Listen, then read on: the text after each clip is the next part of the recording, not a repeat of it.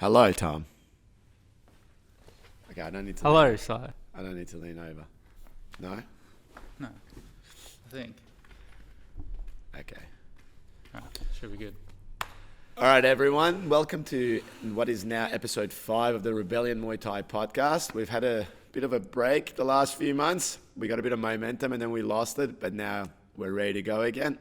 I thought as a bit of a relaunch as well, we should get the man who joins me to make a lot of these videos, podcasts, and someone you're all very familiar with, and someone who loves to be in front of the camera.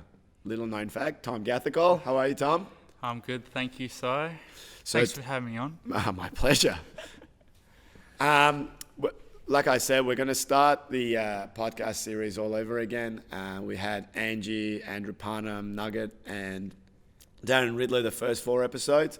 We've started to plan out a few guests coming up.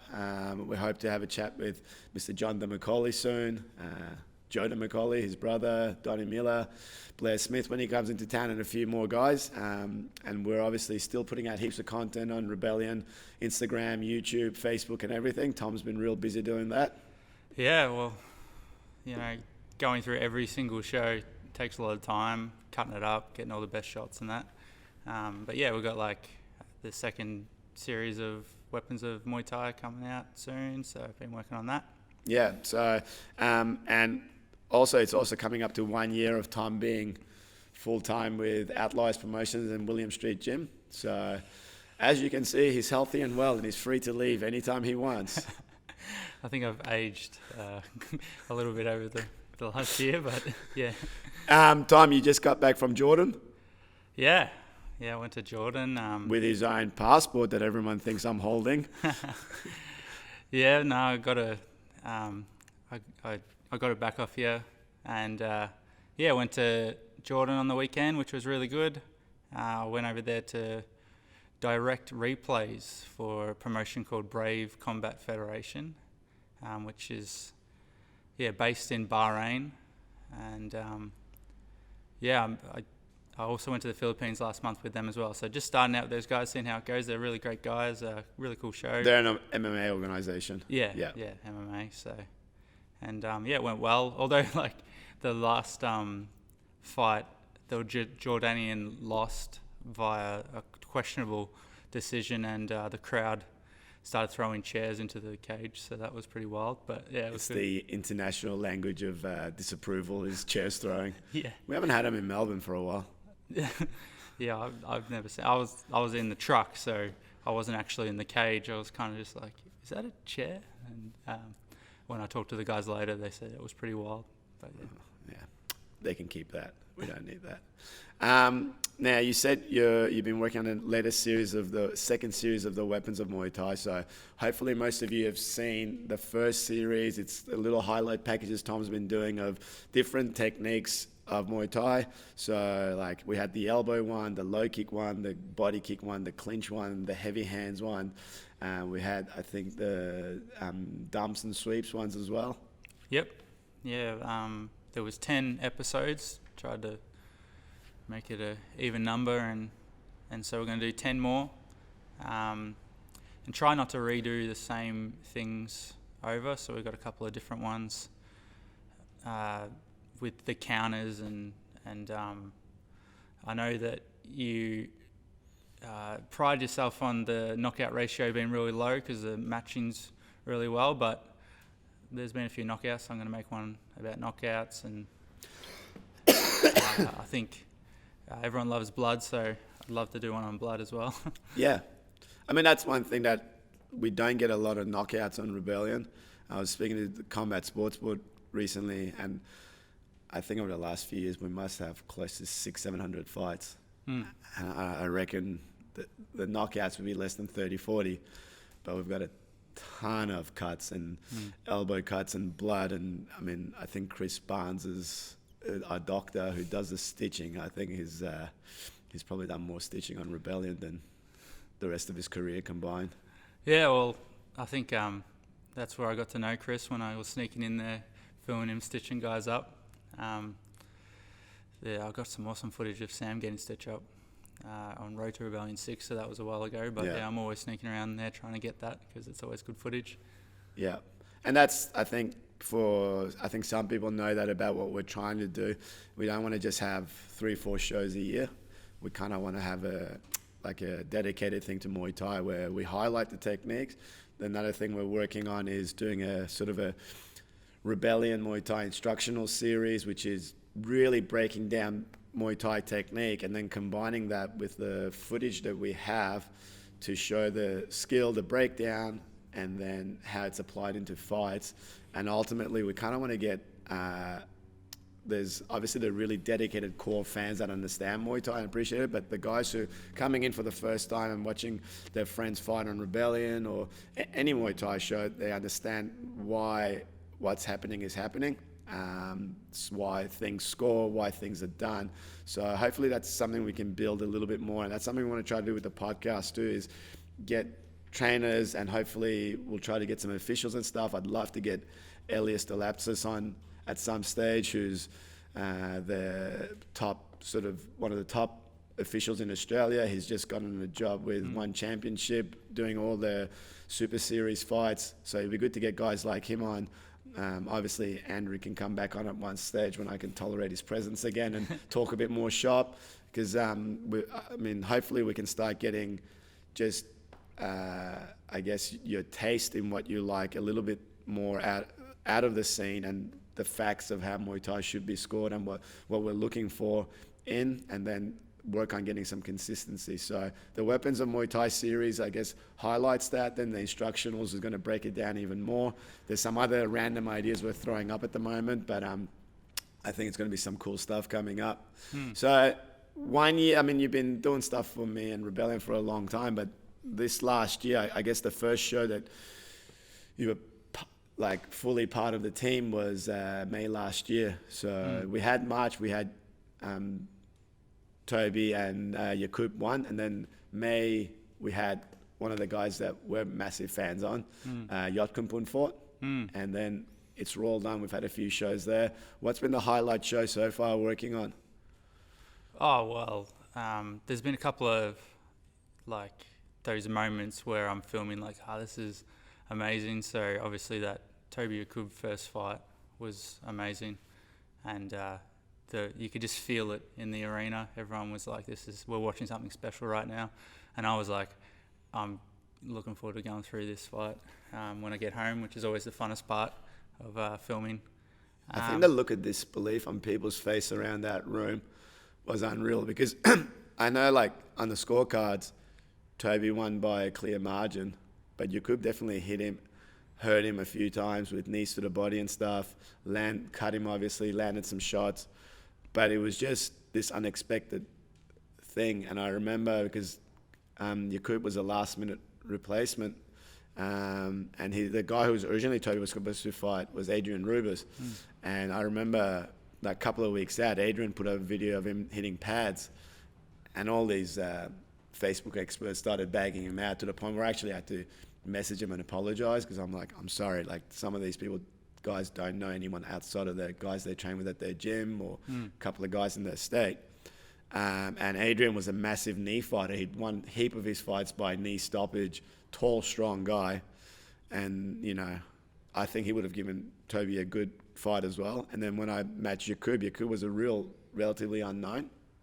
And he came in, and that fight, I ran around the room finding people in the crowd that had said stuff on Facebook and sort of brought up the topic middle of the fight, because it was just a crazy scene. So yeah, that was amazing. And I think afterwards we were like, this is going to do some really good highlights. Well, I went home, I didn't even go to sleep, and I started editing because I made that video especially on that fight, which did really well on Facebook and that. And of course I'm always reusing that footage. One of the best shots I ever got was in the corner. I sat my camera on top of the corner, and Toby's bleeding. You've got Blair there screaming at him, and Nugget was there, and they're cleaning, like, there's water, there's blood, it was awesome. So I love that shot. I always use it. Yeah. And then the next show was the show where we had Yotkumpun and George Mann. David Pennenpede was on that against Luca. That was a pretty sick show. It wasn't like our biggest show we've had, It was a really good show. Like it was one I really enjoyed. I sat there and watched the whole night. Brooke Farrell fought Spring Sia. It was just a great night. Yeah, no, it was awesome. Like, especially for me, like having the Sitmunchai guys there, because I spent a bit of time with those guys. Geez, it's almost 2 years now. It's ago, so that's horrible to think about. But yeah, like just having them there was awesome, and yeah, it was just an awesome show. Like that David Penampi elbow came out of nowhere, and that was really awesome to watch. And yeah, no, I loved that show. Yeah, like Yalcum was probably not the biggest name out of the famous Thais, but it's someone that I've always been a massive fan on. And then when it happened, I think when he got in the ring, I was like super chuffed. I mean, we've had like guys like Sidichai on the show and stuff, Sidichai on the show before and stuff, and that was pretty cool. But Yalcum being in was amazing. It was a really close fight, and obviously George Mann did really well on that. And you know, he already had a pretty big name, but I guess it got out a little bit even more. And you know, he's now in won championships as well. Yeah, no, he's had an absolute war, and had that huge hematoma. Yeah. But like, I was just watching it, like, because it's so easy to watch one fights on the app. So it was awesome I was sitting in my bed 1 a.m. or something like that, cheering him on, and to see him come through and, you know, tough it out with that. And he was doing really well, like up to that last round where he just really turned it on. Joe turned it on, Smoking Joe. Yeah, no, but you know, with fights like that, your stock rises anyway, like, because he showed his heart and everything, which was awesome. He did so good against Yogapun, like you kind of know he's so good with his push kicks and that, kept him away, and yeah, Yogapun's a monster. Like when I was over there, like I do a little bit of sparring with him, and yeah, he messed me up. Yeah. It was awesome to watch. And then after that, in August, we had the rematch between Toby and Yakub. Didn't quite go as long as we wanted, but I mean, that's part of the drama. Like, it was anticlimactic in a way, but that's part of the drama of the fight sports, is that all of a sudden you go from having a war to a real quick 2-round knockout, where I think Yakub kind of still was chilling out for the first 2 rounds, and he just got caught with that hook around his guard. Yeah, well, you know, we're all very impressed with how Yakub did with the first fight against Toby and came out of nowhere, but also Toby took on someone that he didn't know as well. Yeah. So obviously the second fight he knew a bit more about what he was in for, and, well, clearly took advantage of the knowledge that he took away from the first fight. Yeah, and that was a pretty full-on card. I'm in Victoria, also from the same gym as Yakub. Fought Amanda Unico, David Penampi fought Compet Lek Fairtex, who hopefully we get back this year. Jordan Gottfredson fought Summerpet. Yeah, it was stacked. a pretty crazy fight. I think River fought for the title that show. Yeah, against Andy. Andy. Yeah. And you went up to Queensland and to New South Wales and did profiles on all those guys, so which was really good. Got some of the Victorian fans getting to know them a bit as well. Yeah, no, that was fun. Like, it's hard though, like getting to know everyone. For me, it gets harder to film because you care. Yeah. I've wrecked many footage, and I can't use the audio because I'll be yelling, and you can hear me. I'm bringing that up at your next job review. Stop yelling, ruining footage. Yeah. No. But I understand that. I get like that too, because people go, "Oh, sometimes you look so sad ringside." I'm like, they're not just random people that you've picked up off the street to fight, or some guys that's come in. Even the guys who come from overseas, I usually pick them up from the airport, spend a couple of days with them, get to know them and stuff, and then they're in the ring, and you know, the local guy wins, and like, it's one of the many things Andrew and I go at each other for is like, "Oh, you don't seem happy." And I'm like, I struggle to like be too happy for one person winning, because it means someone else that I'm kind of mates with's lost. But yeah, like it's hard. You watch them, like Yakub losing, like Toby's our star for Rebellion is the best guy we've got in Australia. And but like Yakub losing, I mean, Blair was yelling at my ear, "What happened to your boy?" I was just like, "Oh no, Toby's still my boy, but like Yakub's a legend." Like, I wish I wish there was more opportunities and fights to bring him out here, but it's like, well, I can't be happy that he got knocked out. Yeah. And then like Luca, when Devin knocked him out, was, it's hard. It's such an emotional thing when you're that close in. I think when you're a bit further out as a fan, you're watching, it's like, oh, it's a knockout. But it's like, then you're in the changing rooms with them and you see how distraught they are. And like a lot of those guys work their ass off for that opportunity. And then it just ends. Well, yeah, like I got to know David when I went up there and met those guys, and then obviously Luca being from Muaythai. That happens sometimes where you're like friends with both as well, which can be like a weird position to be in when you're watching a fight. Yeah. You don't know. You just, I don't know. It's hard to, but like you would have situations with friends like a lot. Like even on the latest one with the opening fight. Yeah, that was hard. I mean, I think the last show, the opening bout between Ricardo and Reef, and I've known Reef for a long time, not closely. I'm really good friends with Ricardo, but I wasn't going to give either boy an easy fight. And this is like terrible to say, but I see Ricardo a lot, and I mean, people know on social media I break his balls a lot. And all leading up to the fight, I've been saying, oh, I'm going to put money on you getting knocked out in 2 rounds. And like, I can't bet on the fights. I'm the promoter, but as a joke, I was saying it. And he's a good sport. He takes it. And then even in the changing rooms, I had some money in my pocket, quite a large bit that someone had just given me that I needed to hand off the door or something. And I went up to him and his trainer and I said, I'm about to go put this down at Ladbrokes for a 2nd round knockout. And then, of course, with 10 seconds to go at the end of the 2nd round, the knockout happened. And A, I didn't want to see my friend get knocked out, but B, I felt like the biggest asshole in the world because it happened. Oh, you jinxed him. Yeah.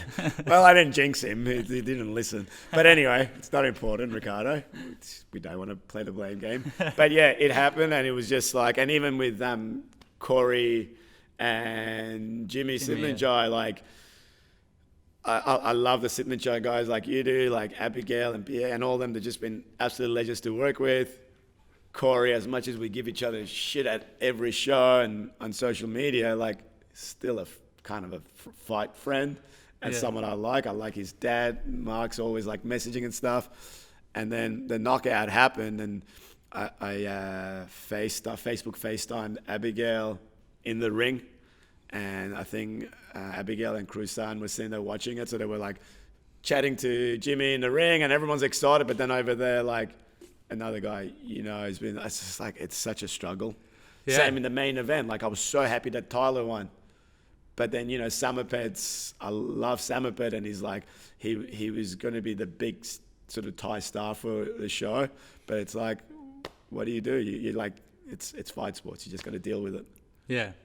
Yeah, no, that Jimmy and Corey thing, same situation. So I went and seen Corey fight week 2 times now, and got to know him a little bit. He's like a legend, like a real Aussie kind of bloke. And then obviously Jimmy held pads for me while I was at Sitmanjai. And so yeah, I'm filming. Very excited for Jimmy, but then also, feel bad for Corey as well. But he's bounced back. We need to find people we don't like to fight on the show. Like, just like, who do I not like? Peter Sherwood would want to fight. Joking, Pete. No, but yeah, it gets horribly hard. And you mentioned those fight week videos. I think sometimes people don't understand how you do those. You actually, during the day, go and film them and then stop off somewhere, not at home, closest place you can find. You sit down, you edit them, and then you upload them that same day. Yeah, it's a crazy week for me, especially because sometimes, everyone's got their normal jobs, even fight week. So they're at work and then they go to training at 5. So I'll go film and get an interview or something with some of the guys at 5, organise it to go there at 5 or whatever, and then I'm trying to get it up by 8, because after 8, like, people start to go to bed, or 9's probably the latest I want to get them up. So I've got to film it, and then I'll usually just go to Macca's, wherever I can get like a free internet and a cheeseburger. And I'll just junior meal. Yeah, and I'll just quickly edit it or whatever. But obviously I can do a lot of prep prep work on the video, so I have it all ready. I just got to place in all the footage and plan it out in my head or whatever. But yeah, it's usually a pretty full-on week because every day, you know, trying to make a video leading up to the main event. I mean, to the fight night or whatever. Yeah, I mean, like, I think it's no secret, like, from the outside, the stuff that we've been trying to do with Rebellion, with the outside of the promotion stuff, like, we see stuff on, like, HBO 24/7 when HBO was on, the UFC embedded stuff, all those sort of things. I mean, we're on a much smaller scale, the size and audience we have, but I think, like, Tom's been really dedicating so much time doing that. We're trying to get the fighters known. I think, sadly, like, it's something I'm still not happy with. Financially, we're still not at a position where fighters can be rewarded so much. But I think if we can do those little bits of exposure where they get little videos made, highlight packages, they get a really cool entrance and stuff like that, I hope it's adding to their sort of like their experience. I mean, we want the audience to have an amazing experience, feel that they're part of something special. We want the fighters to feel special, and then hopefully the trainers also feel special. Yeah, no, that's it. It's all just trying to add, like, trying to emulate the big shows on a small budget kind of thing. Usually, you know, you'd have teams doing what I'm trying to do. So, so it's not going to be the same quality as what I would love it to be. Yeah. But I'm trying my best. Yeah, no, it's been awesome, Tom. And the last show we had extra challenges. Obviously, we tried the outdoor-indoor thing. The outdoor show, unfortunately, didn't work out after a round. Luckily, we had a whole other setup. Then when we moved indoor, the lighting and stuff was probably not amazing. We still have all the footage of routes that's been uploaded, but we're going to share it on Facebook and our website and stuff because all the fights are recorded. So thanks for all the fighters on that. But we do get those challenges with lighting and weather and stuff like that just kind of throw a spanner in the works. And, you know, people always talk about the Rebellion team, but we're not a massive organization sort of leading up to the show. Organization-wise, it's pretty much me and one other person that'll help with like data entry and stuff in the background. And of course, then yourself's doing a heap of stuff video-wise, and then Will with his design. And then on weigh-in day and fight day, there's 10 or 12 guys who train at the gym here and our friends who basically make that whole thing happen. So Rebellion sort of sometimes feels like this bigger thing than it is, but it's probably more dependent on just a few of us that are like really super passionate about doing it, which is it's working so well so far. Yeah, you've done awesome with what you have, you know, and like you said, with what I have, the product is, you know, sometimes like with these little extra things can seem like a bigger thing than it really is behind the scenes. You know, there's some really great people that are volunteering and a couple like dedicated people with jobs and stuff. You do most of it. Like I've learned so much over the last year about like the stress few management, times anger management.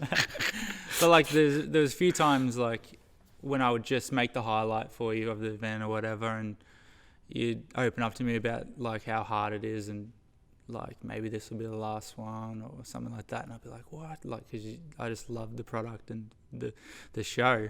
And I didn't understand, but after this last year, I can kind of understand a bit more. Like it's an abusive relationship, being a promoter, but it is. But you know, then when someone says to you, it's hard to then have people go at a fighter say to you at the weigh-in, like, this was my goal in Muay Thai to fight on this show. Like I get a trainer go, I've got a 17-year-old and all he wants to do is fight on Rebellion. And you go, it's kind of hard not to want to do it. And honestly, I was watching, I think it was the May last year show, the highlight. I was sitting there watching it with my wife at home. And I remember I got goosebumps off it. And I said, I'm like, I talk this all the time. Oh, I don't know if I want to keep doing this. It's just taking too much stress and rah, rah. And I'm like, it's too addictive, that end product. It's too good. And you kind of enjoy it too much. And there's so many good fights that you want to watch, and you get to sit there and watch it.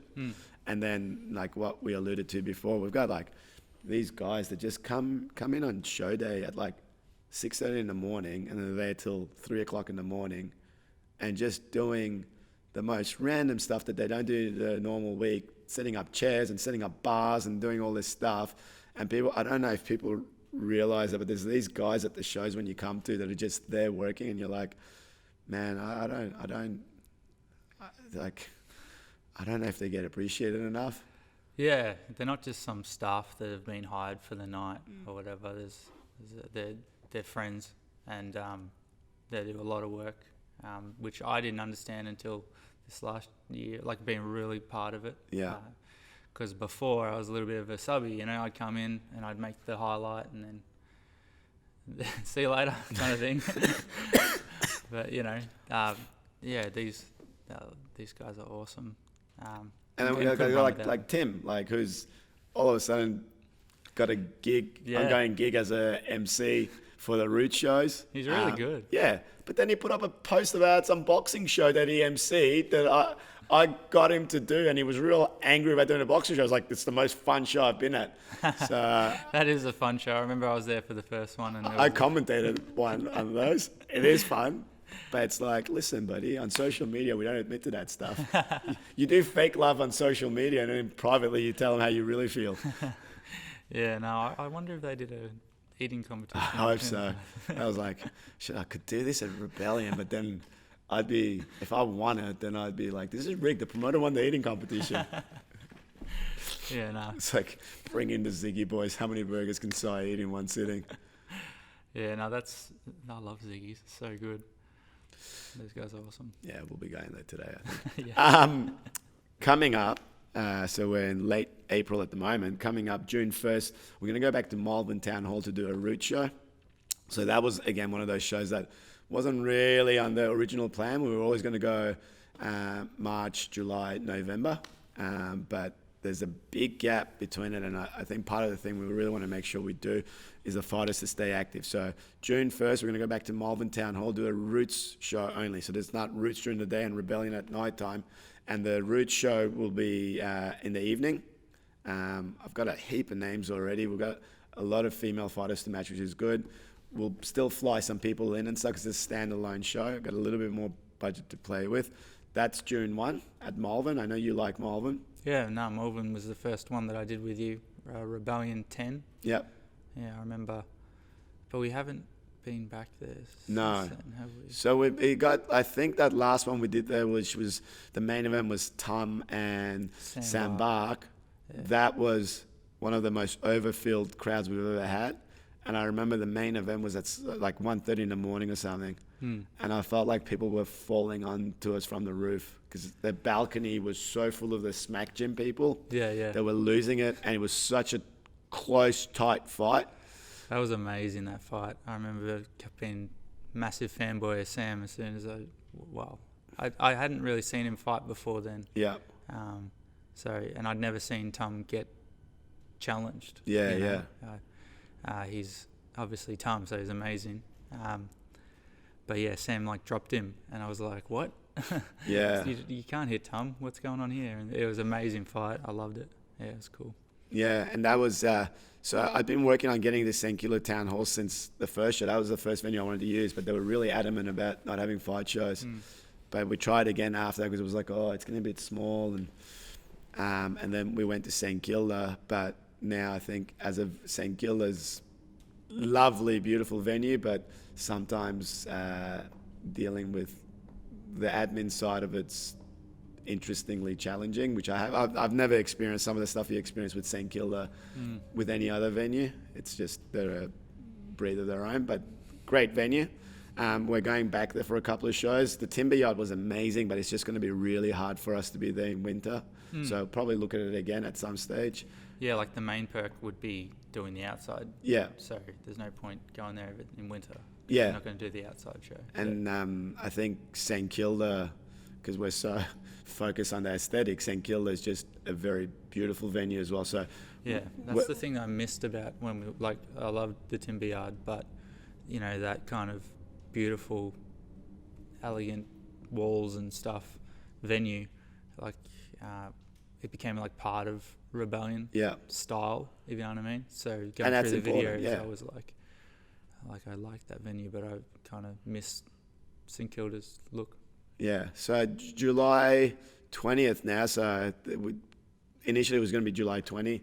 Then the venue said to me they couldn't do July 20. We booked July 27. And then when we went to finalise the details for July 27, they said, oh, no, that's booked out.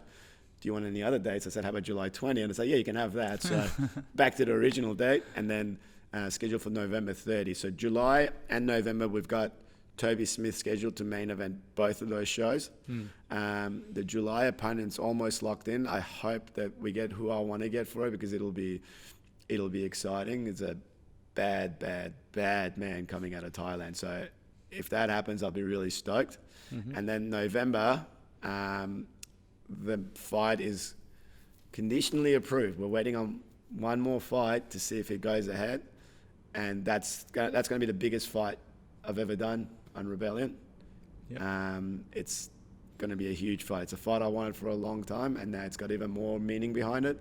So all the negotiations have gone on with that, so we're just waiting for one more thing to happen, and we're ready to go, and I can't wait for that. If that approves and we can announce it, I'm going to be stoked. Unfortunately, I can't send you to Europe to do a profile, but hopefully we can find someone there to do it. Where July, we've also got a couple of guys coming onto the show that are big rising names. We're going to get Albert Tu on. Everyone's massive raps about him. So, sorry guys. So he's scheduled to be on the July show. And Roots again. And then there's stuff happening in the back end with Muaythai Victoria, hopefully developing some amateur side of stuff. So it'll be a real nice track to come through from amateurs all the way up to Rebellion, and then hopefully get international opportunities beyond that. Yeah, it's always good when you see someone come through the ranks, which is the system that like you've set up with Roots and then Rebellion and formerly Road to Rebellion. Yeah. Well, yeah, the idea continues on through Roots after you wrecked it. Yeah. What was it? Road to Rebellion 5 and 6 were both just absolutely stacked. There was Road to Rebellion 5 at Red Scooter with 400 people in it. Was Toby and Chanachai main event. Semi-main event was Sam Bark and Jamie Stamp.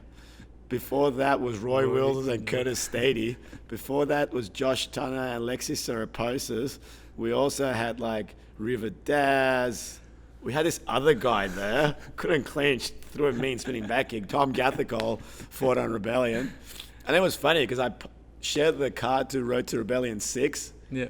That was the next one, which was Sam Bark and Alexi main event. Yeah. And your name was on the preliminary card. You were meant to fight, and then I realized you didn't, so you must have pulled out on me. Yeah. Yeah, I hurt my back. Yeah. Good.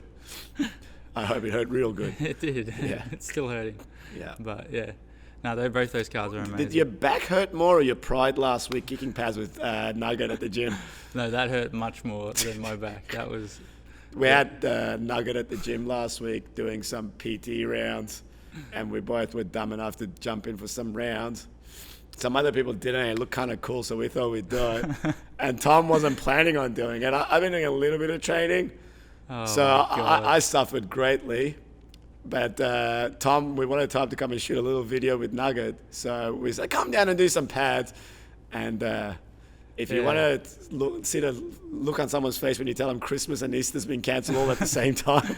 You threw me under the bus as well. Because, like, right before we touched gloves or pads or whatever, you're like, oh, yeah, Tom fought at Rajadam Stadium. Well, you had. Yeah, but... You had, right? But then and I you fought on Max Muaythai, right? But then I put on the worst pad work you've ever seen in your life. It was really bad. Yeah, it was so bad. Oh, well. Well, at least no one will ever find out about that. Oh, wait. Yeah, the hidden camera footage. Damn it. I'm like... No, well, hopefully one day I can, I don't know, We're going to do it again. Yeah. When Nuggets Gym opens in Queensland again, we'll go up there one day, do another interview and stuff, and then we're going to get our return match. Yeah, just like I'm going to run a marathon this year. Yeah. or kick that bag at your house. Well, I haven't hung it up yet. Yeah, no shit. Well, because I moved. Anyways. Okay. They don't need to hear this. Yeah. Yeah. Awesome. Well, like I said, guys, this was episode 5. Yep. Massive gap between episode 4 and 5. We are going to get onto it a little bit more. We sort of, one of the reasons I guess you haven't heard from us, we wanted to get the perfect room to set up and all of that. And I think we're going to run with it for a while. We want to get it out. Just do it. So I want it to be perfect, you know, like I have all these picture in my mind of what it should look like and sound like, but we just got to do it and then grow from, just build from there kind of thing. And for us, it's more about the people. Like there's some really interesting people around us. Yeah, I feel like we've taken a step down doing me though. Oh yeah, it's a massive drop in audio. So we just keep building, you know, Nugget and then me. Yeah. But, well, you know, still only dropped to as low as Andrew Parnham. I haven't got that much up. Oh yeah. Awesome. All right. Well, guys, coming up, Roots June 1st. The tickets will be on sale pretty soon on rebellionmuaythai.com.au. It's at Malvern Town Hall. There should be 15, 16 fights. We'll make sure it's a cool day. We're going to have our good friend Jesse I DJing again. I go on about Jesse, but it's been one of the best parts about the show. Jesse's a renowned reggae dancehall DJ around Melbourne. He's been working with us since Roots 1. This Roots coming up is Positive Vibration. And the best part about the date change in July is it looked like for a while Jesse couldn't do it, and now he can. That's June 1st. July 20th will be Rebellion Muay Thai 22 and Roots 12. It's adding up. Yeah. And then November 30, Rebellion Muay Thai 23, Roots 13. That Rebellion, guys, hopefully we get this main event locked up. I'll be a happy guy until I got to pay for it. Then I won't be so happy. Yeah. Please follow us on our Instagram page, YouTube channel. Obviously, the podcast is on iTunes and on YouTube. SoundCloud. Our Facebook page isn't super active, but we get real active around showtime. Yeah. It's like cramming for exams. I'm trying to make content right now, so we'll have some stuff coming out soon. So. 100%. Also coming up in the next couple of weeks for you guys, Muay Thai fans, we're really lucky at the moment in Australia. Lamda Munsor Samali is in Australia, staying at Matrix Gym with Peter Kent. Lamda Mun is a Golden Era legend, 4-time Lumpini champion. He owns his own gym, Lamda Mun Muay Thai. The late, great Jordan Coe, who fought on Rebellion a couple of times, used to train with him. Curtis Stady trained with him. He's an absolute legend, a knee fighter with a very good, beautiful style. Someone that it's not a run-of-the-mill seminar. So he's doing seminars. He's doing one right here at William Street Gym on May 4th. You can book that through williamstreetgym.com.au/seminar. He's also at PTJ Muay Thai with Andrew Parnham in New South Wales. He's doing ones in Queensland. So please, guys, go check it out. It's an amazing opportunity other than going to Thailand and training with him. Do that. Tom's YouTube channel's up, The Sentimental Bear. We're trying to rebrand the name, but he doesn't like any of my name suggestions, and let me tell you, they're awesome. Yeah, no, they're bad. They're bad. But so is my actual... Sentimental Bear is terrible. It's like a gift store. I just didn't want people Sentimental adding Bear more sounds like a place that you go to buy teddy bears as gifts. So you got different sections, birthdays. I don't know. That's your next business idea. Yeah. When you're released from this contract, that's what you can do next. Make videos of bears. I'll think this is some. gold. Okay. Seriously. Yeah. You're welcome. You're welcome, Tom. No, anyway, guys, thanks for tuning in. You got anything else to say, Tom? No. No. Please save me. Yeah. No. All right, guys. Thank you very much. And I promise you it won't be very long till you see us next.